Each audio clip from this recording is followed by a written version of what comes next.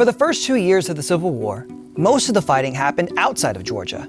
But that didn't mean Georgia wasn't an active participant. While many of the state's soldiers were away at war, Georgia became one of the main places that supplied goods and materials for the Confederate Army. Because Georgia had more factories and businesses than any other southern state, it produced a huge amount of military supplies. Confederate soldiers depended on Georgia for things like ammunition, wagons, tools, and even clothing. And weapons factories called arsenals popped up in cities across the state, including Augusta, Atlanta, Macon, Columbus, and Savannah.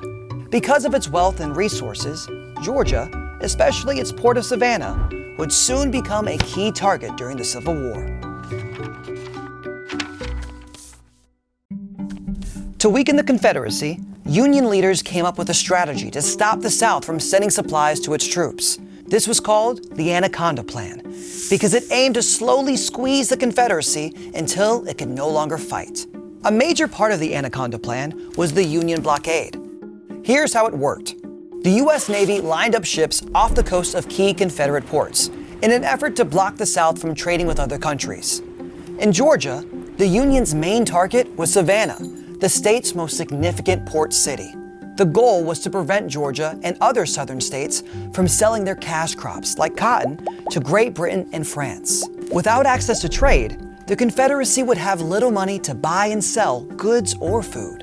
But the blockade wasn't just meant to punish the South. It was about control. Whoever controlled the ports controlled the flow of goods, money, and power. And that could decide the outcome of the war. So, what did the Union blockade look like in action? And was it a success for the North? Let's take a closer look at this strategy and how it played out along the coast. During a war, one side blocks enemy ports, preventing ships and their cargoes from going in or out. Early in the Civil War, the Union naval blockade of southern ports, including Savannah, was not very effective.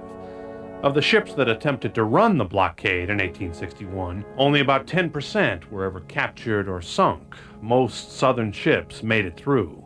But if you were a boat owner and you could get your boat in and have the goods sold and out again with cotton, you could make substantial fortunes.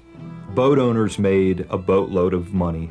Blockade running could be profitable for the captain, his crew, and especially the ship's owners.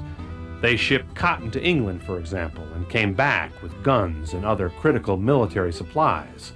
If a blockade runner made it through, everyone involved received a percentage of the profits, the largest amount going to the boat owner. The blockade runners, the boats themselves, were just like entrepreneurs, private entities. They were funded by usually English businessmen who were trying to make a buck on the blockade. The crews had no allegiances whatsoever. They were, in effect, mercenaries. As long as they got paid, they didn't care who they sailed for. As the war progressed, 2/3 of the blockade runners were still able to sneak past the cannon and the warships. But when the Union Navy captured Savannah in late 1862, blockade running, for Georgia at least, was over. Georgia was cut off from foreign shipping, cut off from cloth, food, cannons, rifles that came from Europe as well as other southern ports. But what was bad for Savannah was good for Atlanta.